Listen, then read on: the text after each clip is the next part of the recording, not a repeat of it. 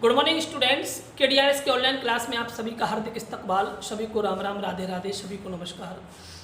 देखिए, पिछले वीडियो में मैंने आपको डायरेक्ट इनडायरेक्ट के अंतर्गत जो अपन का थर्ड पार्ट है, थर्ड सेंटेंस है इम्परेटिव सेंटेंस, उसके कुछ नियम पढ़ा दिए थे मैंने आपको। तो अब मैं आपको उसे आगे बढ़ा रहा हूँ। तो उसको आगे बढ़ाने से पहले मैं आपको एक बार और इस इम्परेटिव सेंटेंस के बारे में थोड़ा बहुत बता देता हूँ, ठीक है। तो देखिए, सबसे पहले तो मैंने आपको बताई थी पहचान। इम्परेटिव सेंटेंस की पहचान क्या है कि इम्परेटिव सेंटेंस में आरएस वाला जो भाग है, आरएस वाला भाग, ये निम्न प्रकार से शुरू हो सकता है। B1 से, B1 प्लस अदर्स से। दूसरा, B1 plus object plus others से। तीसरा, डू या डू नॉट से। चौथा, प्लीज या काइंडली से। पांचवा, never plus B1 plus others से प्लस ऑब्जेक्ट से या अदर्स से। और छठा, लेट प्लस ऑब्जेक्टिव प्रोनाउन।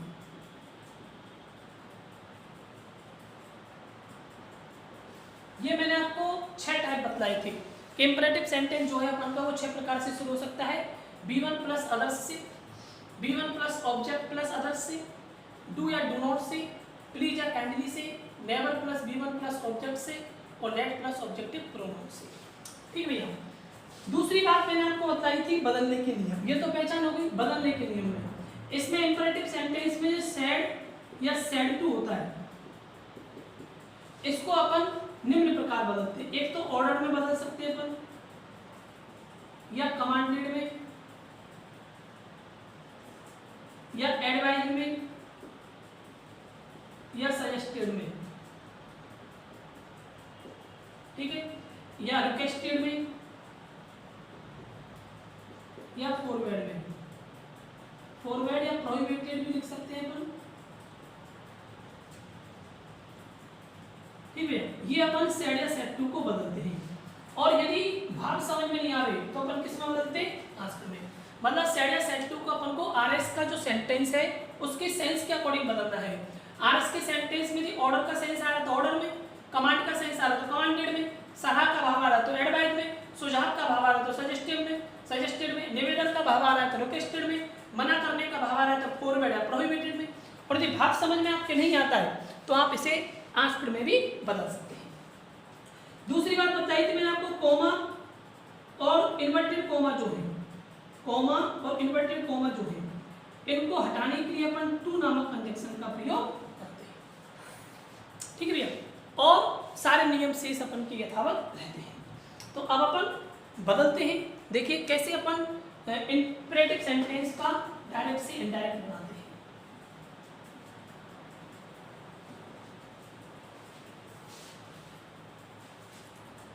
जैसे मैंने एक सेंटेंस लिखा,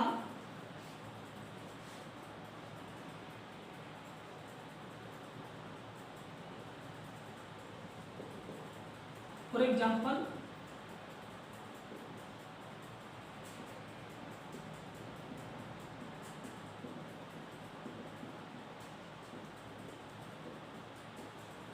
the principal said to the peon, comma, inverted comma,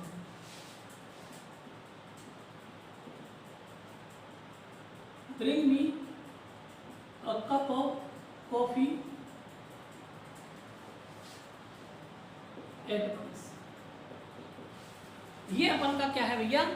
एक क्वेश्चन है।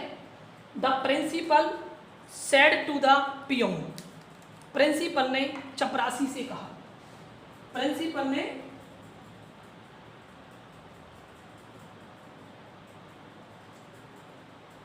चपरासी से कहा, bring me a cup of coffee at once, तुरंत मुझे एक कप कॉफी लाओ। अब ये तो अपन ने अर्थ कर दिया, तो यहाँ पर क्लियर हो रहा है कि प्रिंसिपल ने चपरासी से कहा है तो ऑर्डर तो दिया होगा, क्या दिया होगा भैया? ऑर्डर दिया होगा। अब ऑर्डर दिया है तो सेट टू को अपन किस में बदल देंगे? ऑर्डर में बदल देंगे, क्योंकि यहाँ पर ऑर्डर क्या दिया गया है? मुझे तुरंत 1 कप कॉफी लाओ, तो आदेश दिया है। तो देखो कैसे बदलेंगे, द प्रिंसिपल की the principal, clear. Said to को आरएस के सेंस के अनुसार, आरएस का सेंस बोल रहा है तुरंत मुझे 1 कप कॉफी लाओ, तो ऑर्डर कब आया है? तो सेट टू को मैंने बदल दिया ऑर्डर में। The principal order the peon, clear बात? यहाँ तक कोई प्रॉब्लम? अब आगे बढ़े तो अपन को दे रखा है कॉमा और इन्वर्टेड कॉमा। इंपेरेटिव सेंटेंस में कॉमा और इन्वर्टेड कॉमा को हटाने के लिए अपन टू नामक कंजक्शन का प्रयोग करते हैं, ठीक है। असर्टिव में दैट लगाते हैं, इंट्रोगेटिव में हेल्पिंग वर्ब से शुरू होते इफ या वेदर लगाते हैं, और WH वर्ड से शुरू तो वही WH वर्ड लगाते हैं। इंपेरेटिव में क्या लगाते हैं? टू, तो इस टू को लगा, क्लियर। अब देखिए यहाँ पर आगे बढ़े तो अपन ब्रिंग दे रखा है। ब्रिंग वर्ब की फर्स्ट फॉर्म होती है। कौन सी फॉर्म होती है भैया? First form. ये फर्स्ट फॉर्म है B1 और ये अपन का क्या है? ऑब्जेक्ट। B1 प्लस ऑब्जेक्ट आ गया तो मतलब पता लग गया इंपेरेटिव सेंटेंस तो है, B1 प्लस ऑब्जेक्ट से शुरू होती है। अब यहाँ पर आप एक गलती मत कर देना, क्योंकि सारणी में मैंने आपको बतलाया था कि B1 B2 में बदल जाती है। क्या भैया? B1 किस में बदल जाती है? B2 में बदल जाती है। लेकिन यहाँ पर आपको ध्यान रखना है कि यहाँ पर B1 को B2 में नहीं बदलना है। क्यों? क्योंकि आपका कंजक्शन क्या आ रहा है? टू आ रहा है, और इंग्लिश में एक नियम होता है कि टू के बाद में हमेशा वर्ब की फर्स्ट फॉर्म आती है। Is that clear? कोई प्रॉब्लम? B2 नहीं करना है, तो ब्रिंग की ब्रिंग लिख देना है आपको।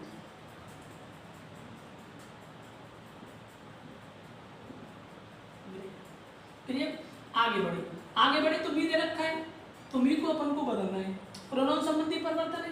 प्रोनाउन संबंधी परिवर्तन की दो कंडीशन होती है, एक तो फर्स्ट पर्सन और एक ये क्या है? ऑब्जेक्ट, ठीक है। तो दोनों स्थिति लागू करो। एक नियम होता है, मैंने आपको पहले लिख चुका हूं, मैं आपको सन बटे 1 2 3, ये आर भी होता है और ये अपन का आर एस होता है। तो first person is change according to subject, second person is change according to object, और थर्ड पर्सन नो चेंज। मी अपन का फर्स्ट पर्सन है, सब्जेक्ट के अनुसार बदलेगा। तो देखो भी ये बदल दो, सब्जेक्ट क्या है अपन का? प्रिंसिपल। अब प्रिंसिपल से क्लियर नहीं हो रहा कि वो ही है या सी है, तो आप कुछ भी मान सकते हैं, ही मान लो या सी मान लो। मैं यहाँ पर ही मान लेता हूँ, तो ठीक है भैया। प्रिंसिपल के अनुसार बदला, प्रिंसिपल का मतलब ही, ठीक है। तो मुझे अब ही का क्या लिखना है? ऑब्जेक्ट लिखना है। तो ही का ऑब्जेक्ट क्या होता है? हिम। क्लियर? आगे बढ़ो। ए कप ऑफ कॉफी एट बस, जो कि तो उतार दिया, कोई भी परिवर्तन वाली बात है। क्लियर? और देखते हैं अपन।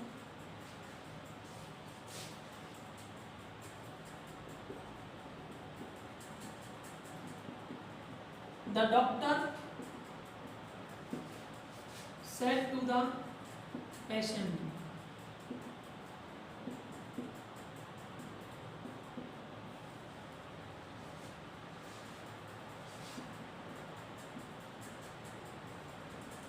take these medicine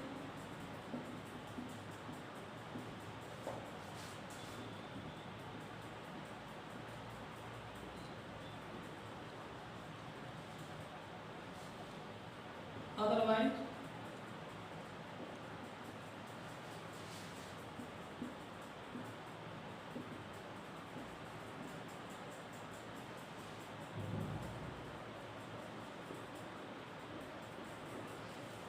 you will be become।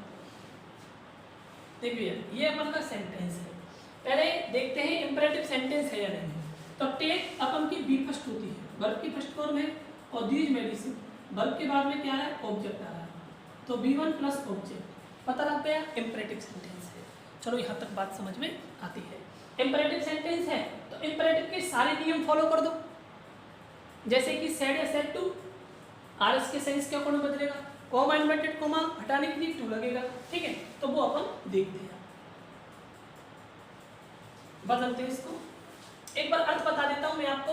The doctor said to the patient, doctor ने, चिकित्सक ने पेशेंट मरीज से कहा, डॉक्टर ने मरीज से कहा टेक दीज मेडिसिन, इन दवाओं को तुरंत लो, इमीडिएटली यानी शीघ्र ही, तुरंत ही इन दवाओं को शीघ्र ही ले लो, अदरवाइज अन्यथा यू विल बी वीकर, तुम और कमजोर हो जाओगे। ठीक है, तो सलाह दी है, सिंपल सी अर्थ है। तो किस में बदल देंगे अपन, एडवाइज में। और यदि समझ में नहीं आवे तो आप सेट को पास्ट में बदल देना। क्लियर, तो देख लीजिए कैसे बदलेंगे अपन, द डॉक्टर सेड टू को किस में बदल दिया, एडवाइज में, the doctor advise the patient. Clear, the doctor advise the patient. फिर आगे बढ़े तो कॉमा इन्वर्टेड कॉमा दे रखा है, इनको हटाने के लिए क्या लगाते हैं अपन, टू। ओके, कोई प्रॉब्लम, आगे बढ़ो, आगे बढ़े। टेक दे रखा है, B1 दे रखी है तो इसको जो का तो लिखेंगे, B2 नहीं करना है। टेक दीज, दीज का दोज हो जाता है, THOAC, दोज। डिस्टेंस संबंधी सारणी में लिखवाया था। मेडिसिन ये नहीं बदलेगा, इमीडिएटली ये भी नहीं बदलेगा। ठीक है, अदरवाइज ये भी नहीं बदलेगा। आगे बढ़े, यू दे रखा है, यू अपन का कौन सा पर्सन है, प्रोनाउन संबंधी परिवर्तन आता है तो बदलेगा, ये सेकंड पर्सन है और ये क्या है, सब्जेक्ट है। दूसरा सेंटेंस शुरू हो गया, दूसरे सेंटेंस के शुरू में आ रहा है तो क्या है, ये सब्जेक्ट है, तो बदलो, second person is change according to object. तो ये किसके अनुसार बदलेगा, ऑब्जेक्ट के अनुसार। पेशेंट, मरीज, मरीज को अपन ही और सी हो सकता है, अपन ही मान लेते हैं, तो इस पेशेंट का अपन को क्या लिखना है, सब्जेक्ट लिखना है, तो ही लिख दो, अदरवाइज ही।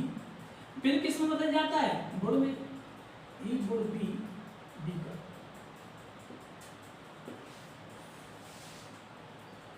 कोई प्रॉब्लम, आगे देखो और एग्जांपल देख लेते हैं इसमें।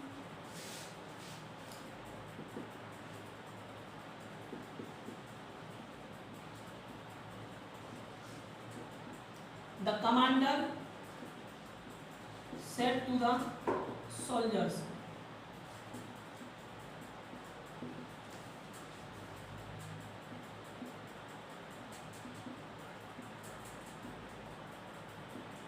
shoot at once. Commander said to the soldiers, commander ने सैनिकों से कहा, क्या कहा, शूट एट वंस, तुरंत शूट कर दो, गोली मार दो। तो क्या दिया है, आदेश दिया है। अब आदेश में भी कौन सा आदेश है, सैन्य आदेश है, तो सैन्य आदेश किस में बदलता है अपन का, कमांडेड। ठीक है भैया, तो देखो द कमांडर सेड टू को किस में बदल देंगे अपन, कमांडेड में, द सोल्जर्स।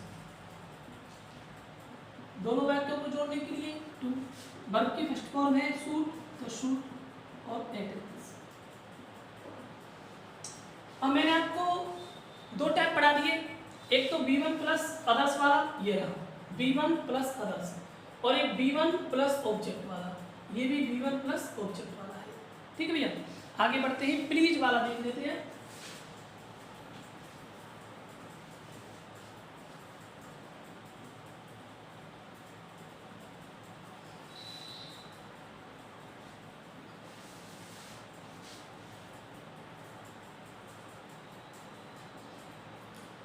जैसे मैंने एक सेंटेंस लिखा,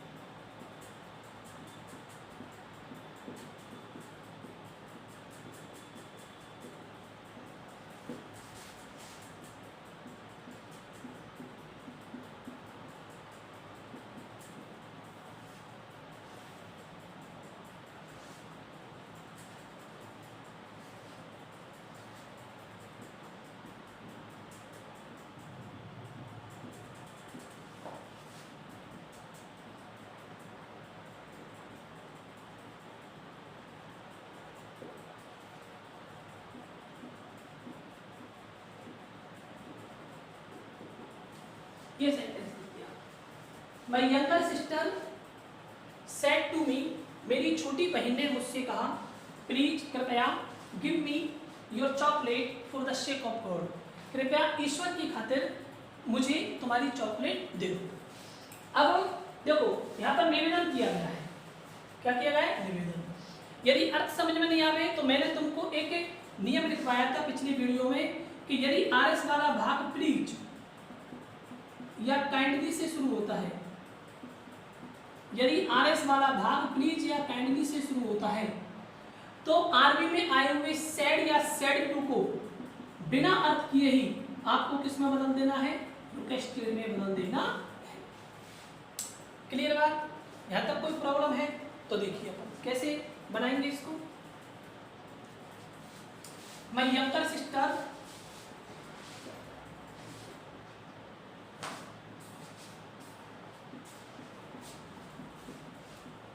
प्लीज से शुरू हो रहा है तो सेट टू रिक्वेस्टेड में बदल जाएगा। My younger sister requested me, clear आता है? अब देखिए भैया आगे फिर कॉमा इन्वर्टेड कॉमा को हटाने के लिए टू लगाते हैं। अब सुनिए मेरी बात, ये जो प्लीज है ना, प्लीज या काइंडली कुछ भी आता है यहाँ पर, तो इसका जो सेंस है वो किस में आ रहा है, रिक्वेस्टेड में आ रहा है। इसलिए इनडायरेक्ट बनाते समय अपन को प्लीज या काइंडली को हटा देना है। क्लियर बात? आगे बढ़ो। प्लीज हट गया, गिव की गिव B1 है, मी की दो स्थिति है, एक तो ये फर्स्ट पर्सन है और एक ये ऑब्जेक्ट है। ठीक है, तो first person is change according to subject. My younger sister, sister है सी है, सिस्टर का मतलब क्या है, सी है, तो सी का अपन को क्या लिखना है, ऑब्जेक्ट लिखना है, क्या हो जाएगा, हर। क्लियर? आगे बढ़े, यूअर, तो यूअर की दो स्थिति, एक सेकंड पर्सन और एक क्या है, ये पजेसिव। तो second person is change according to object. Object क्या है अपन का, मी, तो मी का अपन को क्या लिखना है, पजेसिव लिखना है। तो मी का पजेसिव क्या होता है, my chocolate for the sake of God, कुछ भी नहीं बदलेगा। क्लियर? और देख लो एक उदाहरण और,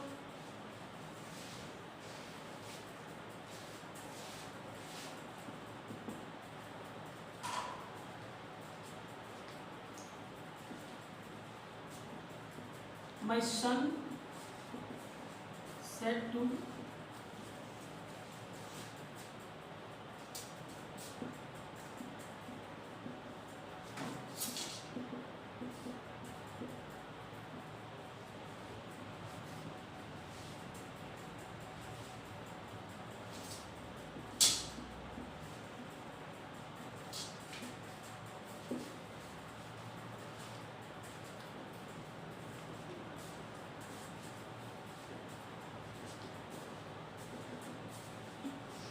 सेंटेंस है my son said to his brother, मेरे पुत्र ने अपने भाई से कहा, काइंडली कृपया guide me for the next examination, कृपया अगली परीक्षा के लिए मेरा मार्गदर्शन कीजिए। तो यहाँ पर भी निवेदन किया गया है और काइंडली आ गया, तो बिना सोचे समझे अपन को सेड टू को रिक्वेस्टेड में बदल देना है। हिज ब्रदर, दोनों वाक्यों को जोड़ने के लिए क्या लगा दिया मैंने, टू लगा दिया। काइंडली का सेंस रिक्वेस्टेड में आ चुका है, इसलिए काइंडली को मैं हटा दूंगा। आगे बढ़े, गाइड मी प्रोनाउन संबंधी परिवर्तन है, बदलेगा, फर्स्ट पर्सन है और क्या है, ऑब्जेक्ट है। First person is change according to, sorry, first person is change according to subject. Subject क्या है अपन का, माय सन, सन बोले तो ही का ऑब्जेक्ट लिख दो, क्या होता है, him, for the next examination.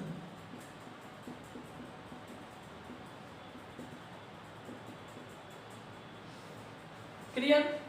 तो ये अपन के प्लीज वाले और काइंडली वाले हो गए। अब अपन को आगे बढ़ते हैं, अपन डू वाला देख लीजिए, डू से भी शुरू होते हैं।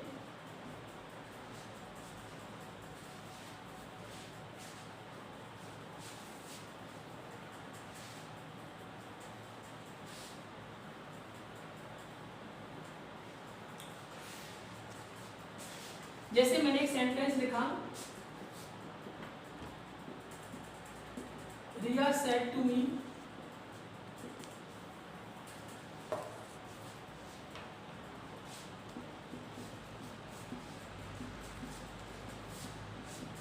Do your work immediately.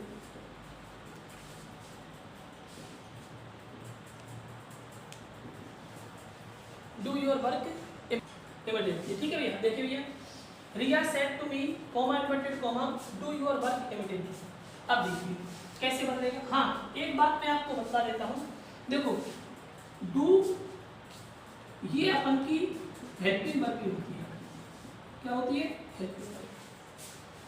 अब आप इसे इंट्रोगेटिव सेंटेंस में समझ जाना, क्योंकि इंट्रोगेटिव सेंटेंस में हेल्पिंग वर्ब शुरू में आती है, तो डू शुरू में भी आ रहा है। लेकिन तो इसलिए मैंने आपको इंट्रोगेटिव सेंटेंस पढ़ाते समय ये बताया था कि इंट्रोगेटिव सेंटेंस की सबसे बड़ी पहचान क्या होती है? लास्ट में प्रश्नवाचक चिन्ह आता है, ठीक है। अब यदि ये हेल्पिंग वर्ब होती तो लास्ट में प्रश्नवाचक चिन्ह आता, लेकिन इसमें नहीं आ रहा। क्या इसमें नहीं आ रहा? तो ये क्या है? मेन वर्ब है। क्या है भैया? Main verb. देखो जितनी भी हेल्पिंग वर्ब होती है ना, जितनी भी हेल्पिंग वर्ब होती है, ये हेल्पिंग वर्ब तो होती है, ये मेन वर्ब भी होती है। सभी हेल्पिंग वर्ब अपन की मेन वर्ब भी होती है, ठीक है भैया। हेल्पिंग वर्ब सभी अपन की क्या होती है? मेन वर्ब होती है। यहाँ पर ये मेन वर्ब है। यदि हेल्पिंग वर्ब होती तो इसके बाद में सब्जेक्ट आता और प्रश्नवाचक चिन्ह आता और फिर वर्ब आती, लेकिन यहाँ पर तो सिर्फ डू है, इसलिए क्या है? मेन वर्ब है, ठीक भैया। तो देखिए इसको कैसे बदलेंगे अपन।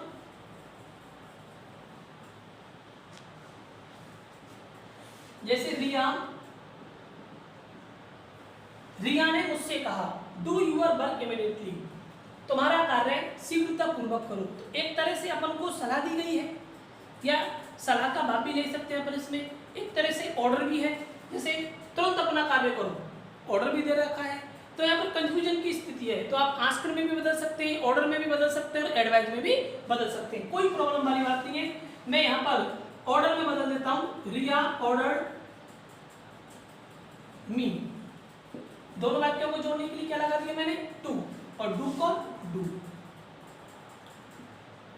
डू का डू जो को लिख देंगे, ठीक है भैया। वहां पर अपन क्या कर रहे थे? इंट्रोगेटिव में डू डज आ रहा था, तो डू डज को अपन हटा रहे थे, क्योंकि डू डज को डायरेक्ट किस में बदल देते? वर्ब की सेकंड फॉर्म में, ठीक है। यहाँ पर मुझे डू लिखना पड़ेगा, क्यों? क्योंकि ये मेन वर्ब है। यूर को बदलो, यूर की कितनी स्थिति? दो स्थिति। एक तो ये क्या है? सेकंड पर्सन है, और एक ये क्या है? पॉजिटिव है। तो second person is change according to object मी का पॉजिटिव लिख दो माय वर्क इमीडिएटली।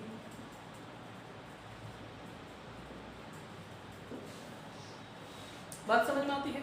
अच्छा जी, और देख लो इसमें डू की उदाहरण, दो तीन और देख लो ताकि अच्छा समझ में आ जाए। यही चक्कर काटता है।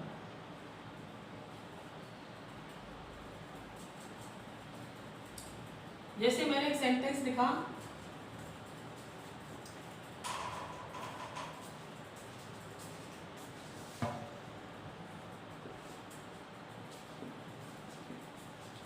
The teacher said to the students do whatever you like। अध्यापक ने विद्यार्थियों से कहा डू whatever you like, करो जो तुम्हें पसंद है वो करो, ठीक है भैया। तो यहाँ पर सेंस क्या रहा है? आदेश का सेंस तो आ नहीं रहा, सलाह का सेंस नहीं आ रहा, यहाँ पर कोई पता ही नहीं चल रहा है कि क्या सेंस आ रहा है। तो आप तो इसको किस में बदल देना? आस्क में बदल देना। The teacher ask, said to को किस में बदल दिया? आस्क में। द स्टूडेंट्स, ठीक भैया। दोनों वाक्यों को जोड़ने के लिए क्या लगा देंगे अपन? टू, और डू को जो को तो लिख देंगे टू डू। व्हाटएवर की व्हाटएवर, यू बदलेगा। यू की कितनी स्थिति है? दो स्थिति है, एक तो ये सेकंड पर्सन है और एक क्या है? ये सब्जेक्ट है। तो second person is change according to object. अब ऑब्जेक्ट अपन का क्या दे रखा है? स्टूडेंट्स दे रखा है। अब स्टूडेंट्स अपन का क्या है? बहुवचन है, प्लूरल है। तो प्लूरल किस में बदलता है? प्लूरल सब्जेक्ट क्या होता है? दे। क्या होता है भैया? दे। तो यहाँ पर क्या लिख देंगे अपन? दे। दे का सब्जेक्ट दे ही होता है, और लाइक वर्ब की फर्स्ट फॉर्म है, ध्यान रखना है। लाइक वर्ब की कौन सी फॉर्म है? B1 है, और B1 किस में चेंज हो जाती है? B2। ठीक है भैया, तो ये अपन के समझ में आया। एक सेंटेंस और देख लीजिए इसमें, डुकाई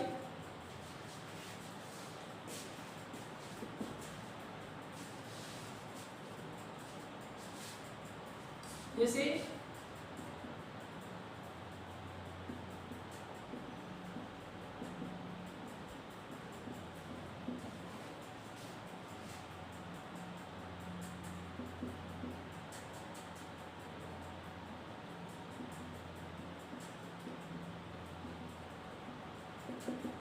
do his work at once, उसके कार्य को तुरंत करो। तो देखो भैया, राधा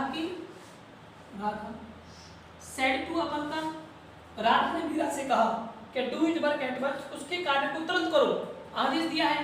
तो सेड टू को किस में बदल देंगे अपन? ऑर्डर में, और मीरा की क्लियर। दोनों वाक्यों को जोड़ने के लिए क्या लगा देंगे अपन? टू, और डू की डू। हिज थर्ड पर्सन है, नो चेंज रहेगा, तो नो चेंज और एट वंस। ठीक है, ये अपन का क्या था?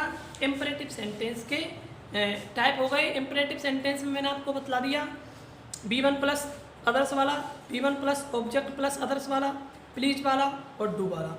अब इसमें रह गए अपन की डू नॉट वाला, नेवर वाला और डोंट वाला। सो डोंट वाला, नेवर वाला और लेट वाला। ठीक है, तो वो मैं आपको अगली वीडियो में पढ़ाऊंगा। इस वीडियो में इतना ही, धन्यवाद।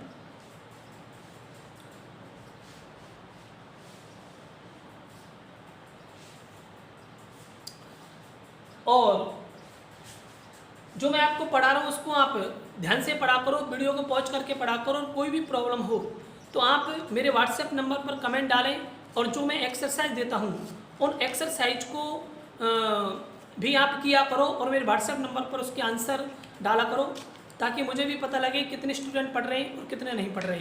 ठीक भैया, ये सारे वीडियोज आपके व्हाट्सएप ग्रुप में डाले जाते हैं। तो धन्यवाद।